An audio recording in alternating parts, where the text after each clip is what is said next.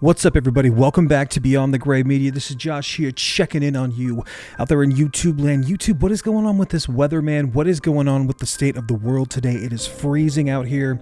We just had like 95-degree temperatures, and now it's like 58. So it's been a shock to the system. What can I tell you tonight about this movie, Clive Barker's Lord of Illusions? Now, I think, just right out of the way, let's get my thoughts out there. I think this is a must-own. This is a must-buy for fans of this movie that grew up loving this movie.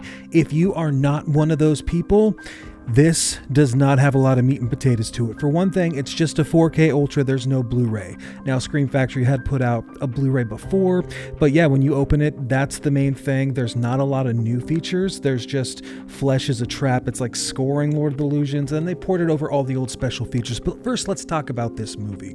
Lord of Illusions. What can I tell you about this movie? This is a Clive Barker movie through and through. Every shot, every visual detail feels so deliberate. And if you're fans of his paintings, if you're a fan of his work, there's some serious feast for your eyes in this film. It's an increasing amount of charm and intent when you're dealing with Clive Barker and he's actually behind the director's chair. 1995's Lord of Illusions has some moments, man, that are incredible. It has some things that are super intense, super dark, super scary-ish for the time.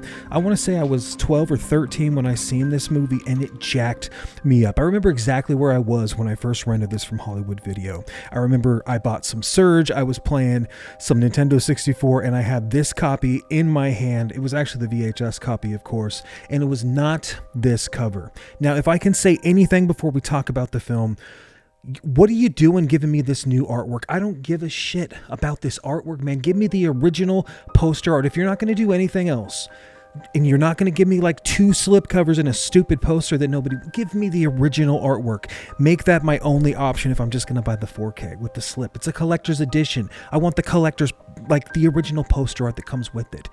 What are you doing, Scream? That's my biggest complaint with this 4K, because it looks pretty damn good. It sounds pretty damn good. Now, the immediate impression it made on me when I was a little kid was from Master of Horror Clive Barker, and I was a big fan of Hellraiser. I loved Nightbreed, and I thought Candyman was his. I didn't realize it was a Bernard Rose movie at the time, but... is it as immortal, as intense as those other films? No. For whatever reason, I feel like it just kind of loses its way. It's got so many moments that look awesome, then it's also got, Scott Bakula from Quantum Leap. It's got a great cast, right? It loses its way trying to be like a little bit too cute with the detective murder mystery, almost like a Giallo film. And I think that's really what bogs it down. Every time I rewatch this movie, I feel a little bit like it's going to take a piece of me because it's too long. Call it nostalgia, call it my deep respect for Clive Barker.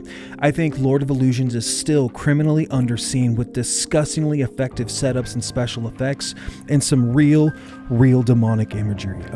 Clive was ahead of his time, man. It is a damn shame. Like, even to this day, his stories aren't given the proper medium to shine the way that they really should. They're most ambitious, and unfortunately, like Clive, he is a national treasure, and we just kind of let him down.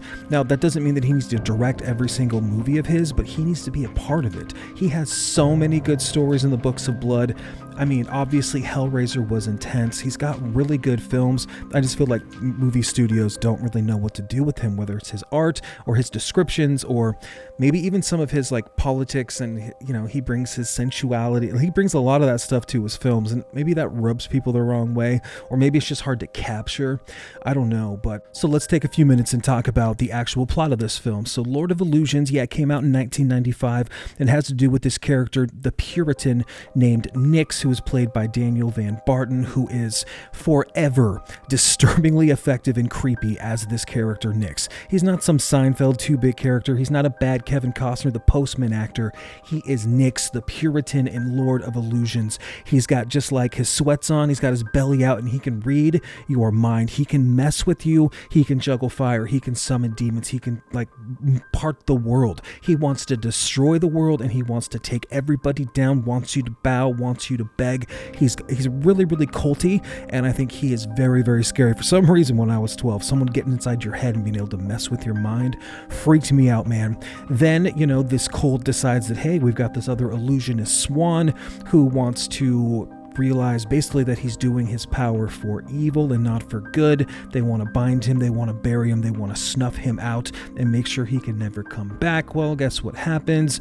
His cult leader, they definitely want to try to find a way to bring him back, and then we got a little Giallo and a little Scott Bakula, got a little back and forth, and that's where the movie kind of loses its way. But the last 30 minutes, when it's the showdown and they bring Daniel Van Barden, Nix, the Puritan, back from the dead, fucking incredible, man. There is some crazy special effects, some crazy scene. It's got crazy nightmare visuals. It's got acid rain, negative space, and storms, floods. The thing that's like creeping out in Nix's forehead, almost like this reverse little prolapsed fella that like can shoot things out. It's so intense, man. It's got a little bit of, it's like living in Alice in Chains album art cover, the end of Lord of Illusions. It is so good. You know what I'm talking about? I'm talking about Dirt, where it kind of uses that like Freddy aesthetic, like something from A Nightmare on Elm Street. It's dirty, it's dingy, and it's maddening to watch. It is so cool to see him kind of casting spells and just taking, you will beg for me. It's got a lot of that Hellraiser to it, that Pinhead energy, but it's creepy, man. It's the dead corpse that's reanimated when the pulses of electricity are coming back through his body and he's being reanimated, right? You can see the flicker. It's very Hellraiser-like with that Clive Barker stuff. All of his vital organs, his skin goes from black to kind of slowly getting a purple to a green sludge to where he's just coming back to life. His scars on his head, I remember everything about this movie weirding me out, and it still holds up all these years later. It is a little bit too long, but I think if you're a Clive Barker fan, if you're a fan of 90s horror and you really kind of like that almost Lovecraftian take, this is a very, very good movie that looks very, very good on 4K. It just doesn't have a lot of special features, doesn't even have a Blu-ray, so I just want you guys to be aware of that. And then everything else from the Blu-rays were ported over, so not a ton of new stuff on there. I think the last 30 minutes, though, it deserves a spot in your horror collection, because that is Clive Barker really just throwing everything at the wall that sticks, and you can just see how nasty and how maddening he is with these visions and dreams, and that's what I love about Lord of Illusions.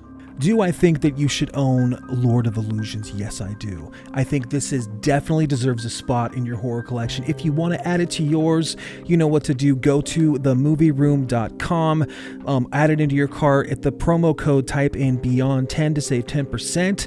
If it's not June 27th yet and you want to just get it part of the summer slasher sale, it's 15% off.